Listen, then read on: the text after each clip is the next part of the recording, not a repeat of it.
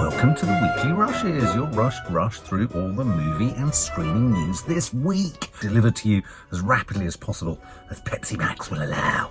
It's a little bit too late for coffee, but anyway, it's caffeine, and that's all that matters. A caffeinated rush through small screen and cinematic adventures. So it's been another busy week for film and streaming news. So what's tickled me tear ducts and what's played havoc with me cinephile funny fingers? First up is the Amber Heard, Johnny Depp story.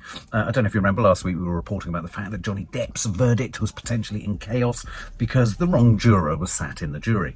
Perhaps it was a 77-year-old, it should have been a 77-year-old, it was a 52-year-old, what have you. Judge Askarati has thrown out this appeal by Amber Heard's legal counsel, suggesting that the jury was a duff jury, that there should be a mistrial, and arguing that one of the jurors on the case shouldn't have been eligible to serve because his summons was intended for his father, who had the same name and lived at the same address, essentially. Judge Penny Askarati ruled that there was no evidence of fraud or wrongdoing, her exact words, by the juror, and that the jury's verdict should stand. She added that due process was guaranteed and provided to all parties in the litigation, and both counsels had the opportunity to interview, talk, and essentially cast the jury. So it looks like Amber Heard's last-ditch attempt to overturn the court case of the century. We're only, 22 years into this century. Yeah, it's one of the most sort of sensational Hollywood court cases, I think, court trials. So there you go, Amber Heard's failed. Also this week, it's been the Emmys. The Emmys were announced. I suppose it's America's version of the TV BAFTAs, but the Emmys, that's quite a big deal. And it's pretty much, business as usual. You've got the kind of regulars that keep cropping up at the moment in recent years. And so it's not surprising that shows such as Succession, Ted Lasso, The White Lotus, which do we need to give it another go, guys? We just didn't quite get on with the first episode. Other shows that have got many nominations include Hacks, which we've started watching, really enjoying. Only Murders in the Building. Euphoria has landed quite a few. Squid Game, Severance, which is a series that we've been banging on about for a year at least. Abbott Elementary and Yellow Jackets have all done really well. We're going to run through some of the top kind of categories for outstanding drama series. You've got Better Call Saul, Euphoria, Ozark. I'm going to say some things here. Better Call Saul, didn't get on with it when I watched it. I don't know. I don't know why we haven't got on with it. There's something about Bob Odenkirk that I think is a little bit kind of withdrawn, a little bit withheld, even in his oddness as the lawyer. Euphoria was sensational. Ozark. I have to say, I was a bit disappointed with the ending of Ozark. Severance, excellent. Squid Game, fantastic. Stranger Things, still ongoing. Succession, brilliant. Yellow Jackets, not seen. Which would you go for out of those? Which would you go for? For outstanding lead actor, you've got Jason Bateman. Always brilliant. Brian Cox, Succession. Lee Jung-jae from Squid Game. Bob Odenkirk, Better Call Saul. Adam Scott, Severance. I'd quite like him to win something. He's kind of almost a newcomer to the kind of pack here. Jeremy Strong, Succession. Jeremy Strong gone very method, slightly worryingly method, according to Brian Cox. Brian Cox is in there too, obviously, and Jason Bateman for Ozark. Outstanding lead actress in a drama series, Jodie Comer, Killing Eve. Surely Killing Eve has become a bit predictable now. I mean, we've all been there. And Sandra Oh and Jodie Comer both nominated for Killing Eve. We've got Laura Linney in Ozark. Thought she was excellent. Nanny Di had a bit much of her. I thought she was great. Melanie Linsky, don't know anything about Yellow Jackets. Reese Witherspoon, The Morning Show. We gave up on the second season of The Morning Show. It was achingly awful, I thought. It was toe-curlingly leaden and pedestrian, and aware that it had done something quite good in the first season and just thought it could just trot along and rest on its laurels. Didn't think it was very good at all. Zendaya for Euphoria. She was excellent. Outstanding supporting actors in a drama series. Nicholas Braun, Succession. He plays the cousin. He's fantastic. Billy Crudup in The Morning Show. A bit too much. I thought you overdid it. Kieran Culkin in Succession, brilliant. Park Hae-soo, Squid Game, fantastic. Matthew McFadden, Succession. He's got to get it for me because he's just always sensational to watch. John Turturro was brilliant in Severance. Christopher Walken is excellent in Severance, and Oh Young-soo in Squid Game. Outstanding supporting actress in a drama series, Patricia Arquette, Severance, batshit crazy. Julia Garner, Ozark. I'm going to say something really, really contentious here. I began to find her annoying. Don't know if anyone else did. Jung Ho Yun, Squid Game. Christina Ricci, Yellow Jackets. Obviously know Christina Ricci, but don't know Yellow Jackets. Rhea Seehorn, Better Call Saul. J. Smith Cameron, Succession. Sarah Snook, Succession. She's always very good. Sydney Sweeney, who obviously is in the new forthcoming Marvel Cinematic Universe, Madam Web. Sydney Sweeney from Euphoria, which is fantastic. And then it moves on to all of the comedy series and all that kind of stuff. But for outstanding comedy, we've got Abbott Elementary, not seen. Barry, not seen. Curb Your Enthusiasm, we know. Hacks, The Marvelous Mrs. Maisel, Only Murders in the Building, which I've only just started. Ted Lasso, we started, didn't continue. And What We Do in the Shadows. What are you most excited about? Who are you hoping will win what at the Emmys, and who do you think most deserves it, and who's been omitted, who hasn't been featured there and should have been? Casting is still happening, or casting hasn't started, or casting has only just got going on the new Amy Winehouse biopic coming from Studio Canal. They've settled upon their director, contentious choice. It's Sam Taylor Johnson, formerly Sam Taylor Wood, the artist and filmmaker. She who directed the 50 Shades of Grey films. Now, I know that she was as unhappy with the 50 Shades films as Dakota Johnson was. So I don't think one can read too much into that. But they've essentially signed up Sam Taylor Johnson to direct. This is the biopic that has the agreement of Amy Winehouse's estate, the mother and father. They're both involved. They're both behind it.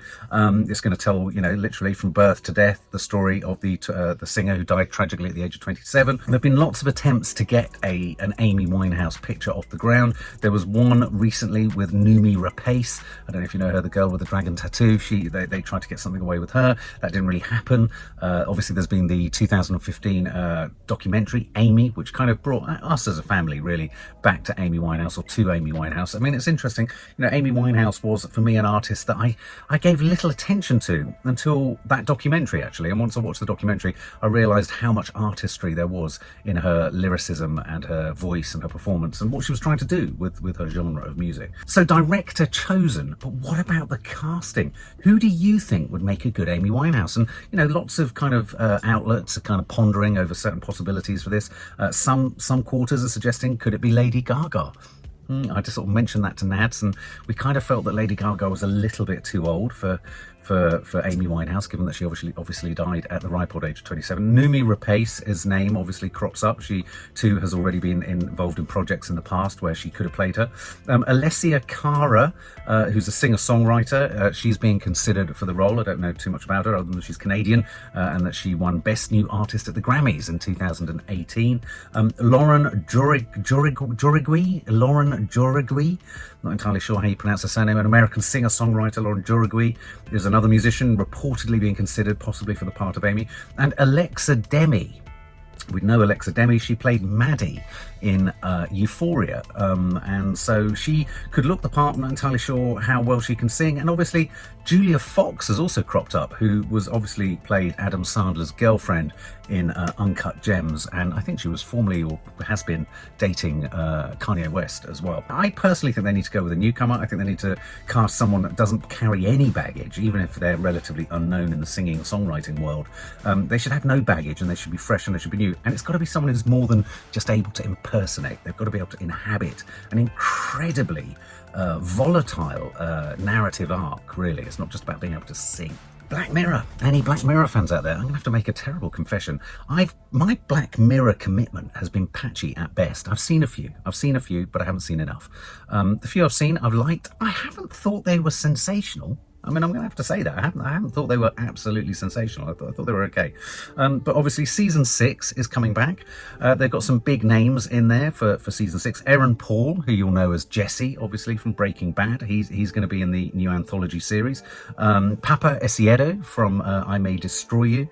He's also in Alex Garland's Men, the horror film that was recently out. He's going to be in one of these new episodes of Black Mirror. There's also Kate Mara, who was in House of Cards, and she was also in A Teacher.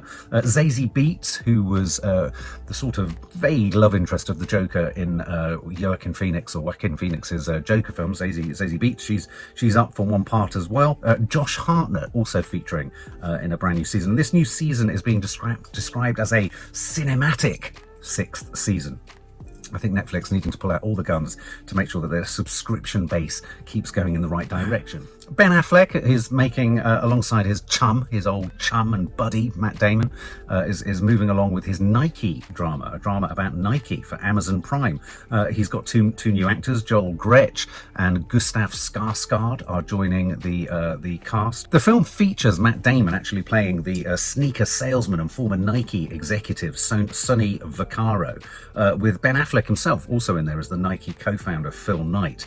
And this is a story about how Nike attempted to woo and successfully wooed Michael Jordan to its shoe company, and kind of in a sense gave birth to the whole sneaker industry, certainly the celebrity fame kind of connection between, you know, sneakers and pop culture and all that kind of stuff. Jason Bateman is in there, Viola Davis is in there, Chris Tucker, quite a cast coming through. I think this is going to be quite epic. Again, it's going to be another one of those sort of movies that's about an emblematic American brand, you know, like the films that have been made about McDonald's, about Steve Jobs, Apple, you know, all that kind of stuff. It's going to be an emblematic film about an emblematic brand. Stephen Knight, the man behind Peaky Blinders, and he's also actually one of the creative forces behind the Jason Momoa series on Apple TV called C, which is coming for season 3, and that will be the end of it after season 3. He's got a new drama series at Apple TV, not surprisingly, called Ferrari. There's also a film, I think, being made called Ferrari too. But Stephen Knight is teaming up with the director Paolo Sorrentino, who's producing it, and Stefano Sollima is going to be directing. This is going to be, it's created by Stephen Knight and written by Stephen Knight, and it's based on Luca Del Monte's Ferrari Rex book, which is essentially going to be all about Ferrari's pursuit of speed, his entrepreneurial sort of development of his cars, and it will also focus obviously on the tragedy and torment that followed him en route. For example, between 1956 and 61, he was deeply affected by the death of his firstborn son Dino. It's coming from the same team that gave us The Young Pope producers. I think that was the series with Jude Law. It's directed, as I say, with Stefano Sollima, who directed Sicario: Day of Soldado, which was an excellent, I thought, follow-up to Sicario. So this should be quite tasty and quite something. Peaky Blinders was kind of game-changing, wasn't it? So Stephen Knight has this capacity to create completely new sort of strong brands, if you like. And so this Ferrari series could be something to really keep your eye on and keep up with if it doesn't drive too fast. We recently reported the fact that Hugh Grant was going to play Zeus. Oh yeah, Zeus. If you haven't seen Thor: Love and Thunder, check out Russell Crowe's version of Zeus with his lightning bolt. Anyway, well, Hugh Grant, due to a scheduling conflict, we've had to kind of scratch that news that we gave you. He's now not playing Zeus, but he's got a fabulous replacement. His substitute is Jeff Goldblum. Jeff Goldblum, obviously recently seen in Jurassic World Dominion. He's going to be joining the darkly comedic Greek mythology series called Chaos, spelt with a K-A-O-S. And it's as I said before, it's a sort of bold contemporary take on Greek mythology, looking at all these gods and sort of I think taking an approach that's not going to be entirely dissimilar to The Boys' approach to superheroes, i.e. they're just kind of real people who are fucked up because they've got superpowers. And it's also going to be a little bit like probably Neil Gaiman's American Gods. Kevin Spacey's been back in London, very brief story really. I mean, we reported the fact that he pled not guilty to these various charges of sexual assault charges. He's been back at the Old Bailey. His trial has been set for June 2023. You know, he maintains his innocence and what have you. He's pulled out of a couple of film projects off the back of this. So he's possibly wanting to get this cleared, but this isn't going to happen until 2023. And they reckon it's going to take about 2 weeks for them to complete the trial. So Kevin Spacey, once again, getting ever closer, I suppose, to potentially clearing his name and thus being able to start his career over again, or maybe not, you know, perhaps being charged, and who knows, could he go down? Could he go down for this in any way, shape or form? Woody Harrelson takes on some curious roles, doesn't he? He was recently seen in the Venom Let There Be Carnage sequel. It was kind of all right. His wig was terrible, but he was kind of all right. Woody Harrelson obviously is starring in the film that won the Palme d'Or this year. I think it's The Triangle of Sadness, is it? He plays a Marxist captain of a yacht for billionaires. I think he also plays an alcoholic. Well, he's clearly got into the sailing gig because he's signed up for a new jukebox musical. It's called a 1970s jukebox musical, a musical from the same creator as The Rock of Ages, Chris D'Arienzo. This project is billed, and I'll read you the blurb, as a bunch of musicians in the late 1970s as they discover the smooth sounds and smoother lifestyle that is yacht rock. I didn't know yacht rock was a thing, the soft rock music genre that took over FM radio during that era. So he's been in a yacht in an art house film, and now he's going to be on a yacht in a sort of strange music ABBA style yacht rock pick. Weird. The head of Lionsgate, the studio behind this, says everything about the yacht rock vibe, ethos and lifestyle will be brought on board this fun and hilarious nostalgic comedy. I didn't even know yacht rock was a thing. Chris Pratt's been talking recently. He was reminiscing about the fact that he has said no to Indiana Jones. Obviously, the fifth Indiana Jones film is due to be released in 2023. Harrison Ford was recently out seen filling up his car, I believe, in LA, an old classic car, filling up his car with petrol himself. At 80 years of age, and no talk of him handing over necessarily the Stetson or the bullwhip to a young whippersnapper who's going to take over. So Chris Pratt has been talking in a sort of light-hearted fashion to podcaster Josh Horowitz about the fact that, did Spielberg talk to him or did Spielberg not talk to him about possibly taking over the role of Indiana Jones? He said, I don't even know who Steven Spielberg is. Who? Stephen who? No. Aren't they doing Indiana Jones with Harrison Ford? All I know, Pratt says, is I once saw a quote from Harrison Ford, and I don't even know if it was really him, but it was enough to scare me, that was like, when I die, Indiana Jones dies. And I'm like, am I going to get haunted by the ghost of Harrison Ford one day when he dies if I play Indiana Jones? Do you think he'd be good? I think he would be good. I think if he was to take on the part, though, would you want him to take on the part as a sort of recasting of the same role, or would you want him to be his son, or would you want him to be a new character? Do you know what I mean? I think sometimes the public, if tragically Harrison Ford wasn't to do any more, I think the public can sometimes cope with a recast, like James Bond. It's not unusual to us to accept that Sean Connery, Roger Moore and Daniel Craig were all the same guy at different times and in different eras. Maybe the same thing could happen for Indiana Jones. What do you think? I do hope, though, I find Chris Pratt a bit too serious in the new Jurassic Park films, Jurassic World films. I do hope he holds on to that cheeky charm, the Guardians of the Galaxy cheeky charm, because you want that lovable rogue, don't you? There aren't many films being released this week. There aren't many interesting films being released this week, actually. There's The Grey Man, which comes from the Russo brothers. The Russo brothers, Anthony and Joe Russo, you'll know them for... they were the directors of Avengers: Infinity War and Endgame. They also did Captain America. I think it was at Civil War they did, and Winter Soldier. I have to confess, and I know I'm going to get shot down in flames, I found the Captain America Civil War and I found Captain America Winter Soldier really quite dull. I personally, and I know this is a terrible thing to say, and I know they did that film with Tom Holland, where he played a sort of Vietnam vet and he had a drug problem and all that kind of stuff. They've been obviously promoting their new film, The Grey Man, which stars Ryan Gosling and Chris Evans and Ana de Armas in a kind of grey version or low rent version of James Bond. And I say low rent, even though the film cost 200 million. Now, lots of reviews, we haven't seen this yet, and I don't like to pass judgment until I've seen a film, but a lot of reviews are saying things like, where has the 200 million gone? Where has the 200 million gone beyond actors' fees or directors' fees? You can kind of see where the money goes on something like Avengers: Infinity War.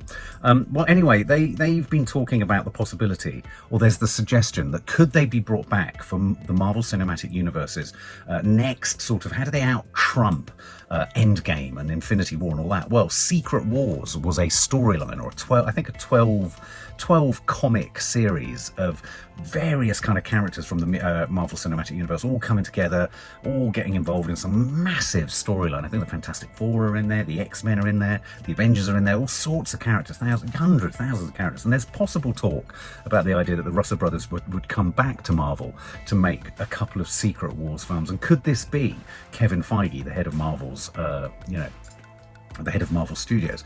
Could this be Kevin Feige's sort of end game of sorts, if you like, for phase 4 of the Marvel Cinematic Universe? And on the one hand, of course, I want to get all excited about this, because I think actually when you look at the box office numbers for things like Doctor Strange, the box office numbers this week for Thor: Love and Thunder, they're falling off a cliff. There is a bit of a potential problem here, that there's too much Marvel stuff, okay Marvel stuff, landing on streaming. And what's happening is it's kind of splitting the fan base, so that a number of people feel serviced by Disney Plus, a number of people feel serviced by the movies, but not enough of both people are going to one or the other, because there's quite a glut of content. I mean, even now, someone said the other day, you see the Marvel Studios kind of logo, and you're like, oh, okay, yeah, this is all right. This used to be special. It did used to be special. So when I hear that the Russo brothers are being talked about as a possible, just because they made Avengers: Infinity War and Endgame, and they did really well, I don't necessarily think they did really well through anything that they particularly brought to the table directorially. I don't actually think the Russo brothers are that hot, if I'm really honest. I think they're a stable pair of hands, but they're quite a boring pair of hands too. I think they're quite straight. I think they're quite uninventive. I don't think they take risks. Maybe that's what they need. So they've talked about the possibility of doing the Secret Wars thing or idea, or a finale, if you like, to Phase 4. And they've said in an interview that it would be a massive undertaking. Those two movies were very hard to make, Infinity War and Endgame. So trying to imagine making another two movies even bigger than those two, we're going to have to sleep on that. This is obviously them talking about the possibility of them making two more massive tentpole Marvel films, whilst they're talking about a film called The Grey Man, which I have to confess, I personally don't think is going to do too well. It's one of those films that looks like it's been designed, I've said this before, for a bachelor pad, just to be on in the background in a bachelor pad. It doesn't look particularly exciting, though if we get time, we will watch it and we will review it. And that brings us to the last funny story, is that if you have red hair, if you're ginger, if you're a redhead or whatever, and your local cinema is a showcase cinema, you're in luck, because because of the heat wave on Monday and Tuesday, people with red hair, showcase cinemas are offering them one free cinema ticket for each of those days. So you can see two films for free if you've got red hair or if you're a ginger. This is because they acknowledge that for people with red hair, usually the hot sun is most dangerous for those people with fair skin. You can go and see a film for free. So if your local cinema is a showcase cinema and you have red hair or ginger hair, go in on Monday, you can see a film. Go again on Tuesday, you can see another film. Get you out of the sun, get you out of the heat, keep you with some aircon. Nice. And just before we go to Films of the Week, just to give you a little heads up, the box office for Thor Love and Thunder has crashed last week. And the reason I thought this was a notable story before we get into the two films of the week this week is that this happened to the last Marvel film too, Doctor Strange. And I'm wondering whether, and there is a kind of question mark here, as to whether, as I've just said a minute ago, in relationship to the Russo brothers, could we be looking at the creaking at the edges of the foundations, if you like, or are these little fissures and cracks creeping into the foundations of the Marvel Cinematic Universe?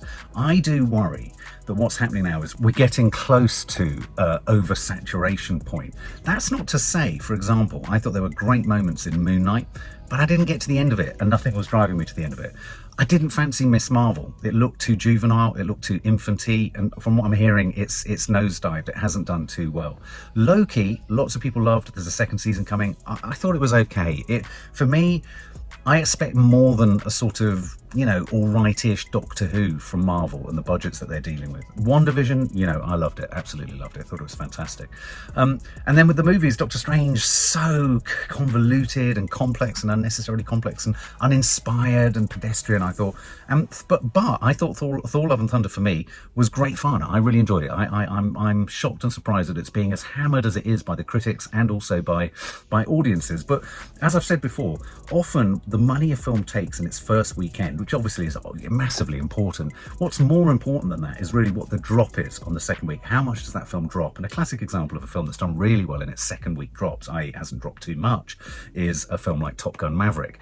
And Top Gun Maverick is providing really tasty competition for these Marvel tentpoles, certainly this one. So Thor Love and Thunder, Doctor Strange fell 67% on its second week. A massive drop, still dragging itself towards 800 million, towards the $1 billion mark. So we're talking about a rich person's problem here. But within it, I do think that within these falls, these big dramatic falls, and these are two of the Doctor Strange and this Thor Love and Thunder, which has fallen by 68%, so slightly more than Doctor Strange. These two falls are two of the worst, or two of the heaviest falls of any Marvel film. I think Kevin Feige needs to just sort of take a stern, honest, careful look at what he's got coming up and consider whether, he can make some changes and shifts and maybe put a bit of emphasis here or there. I'm worried that they might fall foul of the same thing that the Star Wars, the excitement around relaunching Star Wars, led to an oversaturation.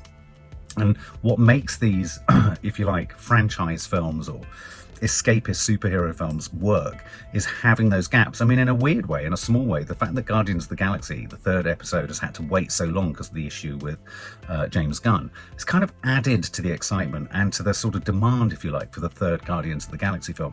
They need to be thinking about that, I think, across their other content.